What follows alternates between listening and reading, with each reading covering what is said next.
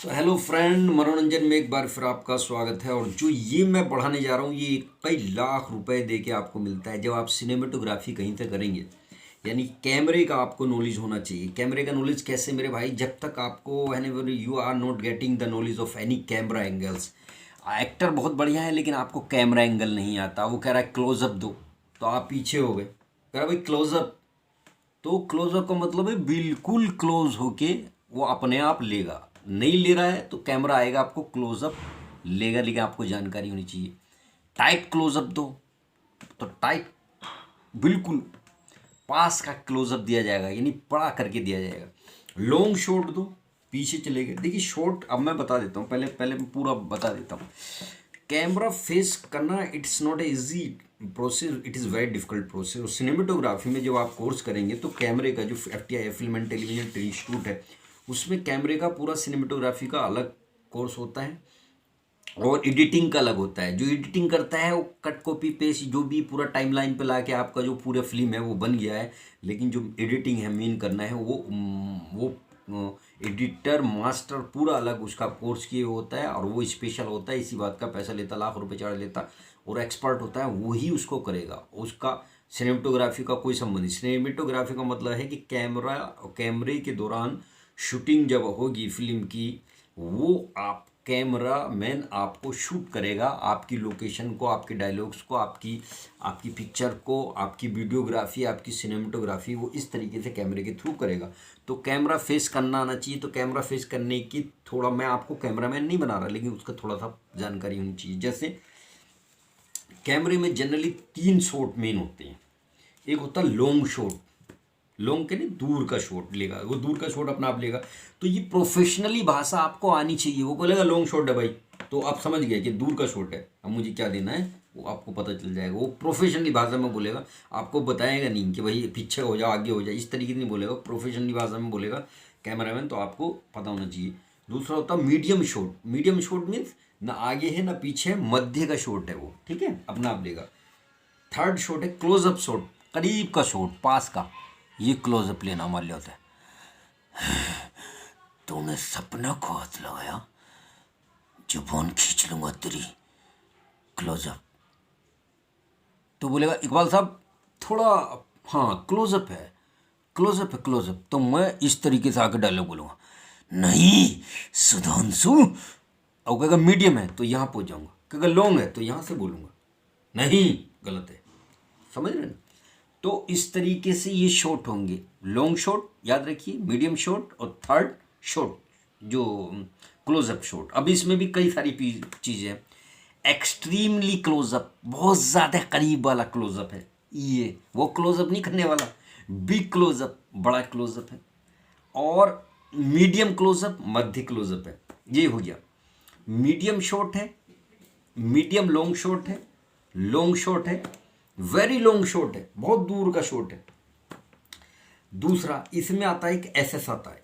SS मतलब shoulder shot, कंधों वाला। पहले जब ये चीज़ें नहीं थी, टेक्निकली बहुत नहीं थी, जो असिस्टेंट डायरेक्टर थे वो जहाँ पर हाथ रखा हुआ हीरोइन का या लड़की का, जो लास्ट वाला सीन रह जाता था आखिर में जब कट करते थे दूसरा शॉट लेंगे, तो वो लिखते थे। बड़ा मुश्किल होता था उसको लिखना था कि यहाँ है, फिर दोबारा वहाँ से लेके वैसे हाथ रख के दोबारा आगे को शॉट कैमरा चलता था। ये बहुत मुश्किल काम था, अब बहुत आसान काम है। अब तो कितने शॉट हो चुके, कैमरा रोलिंग साउंड एक्शन करके जो शॉट लेगा वो बार बार, जो एक्चुअली क्या होती है, जो शॉटमैन होता है एक दो रिटेक करता है वो इस तरीके से। उसके पास एक वो जो जिसका बैनर है, जिस फिल्म का, मान लीजिए ZD फिल्म इंटरनेशनल का है तो उसका एक प्लेट बना होता है पूरा ZD फिल्म का, मुहूर्त के टाइम के फिल्म शॉट पे उस पर लिखा भी होता है कौन सी फिल्म है, इश्क की बात है मान लिया, या जीजा है रंगीला है, कोई भी है तो उस पर लिखा होगा।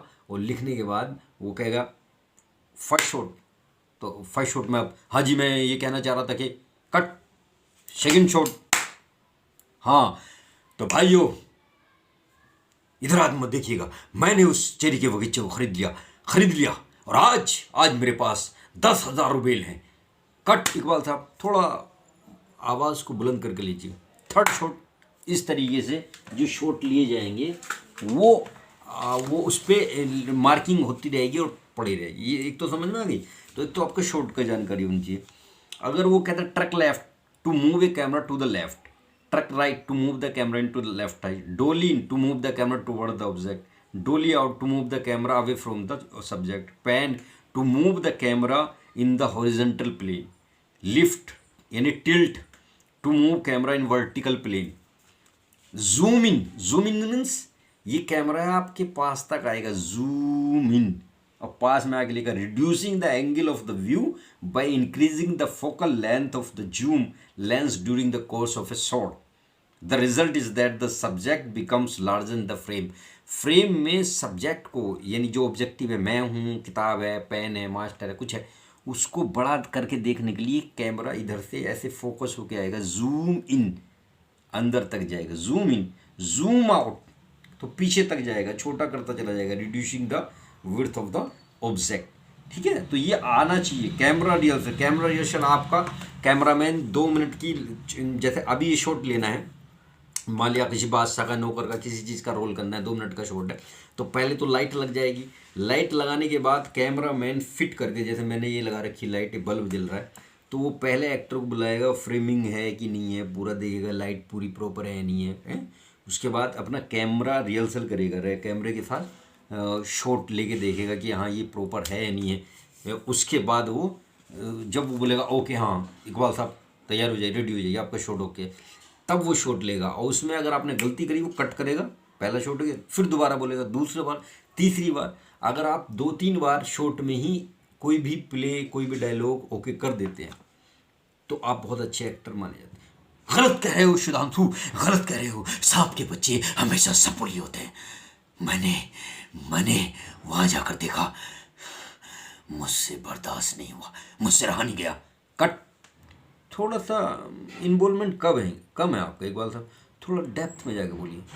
हाँ तो भाइयों बहनों, मैंने उस चेरी के बगीचे को खरीद लिया। दरोगनार पहले से वहां डेरा डाले था और मैंने बोली लगाई जमकर, बढ़कर। कट।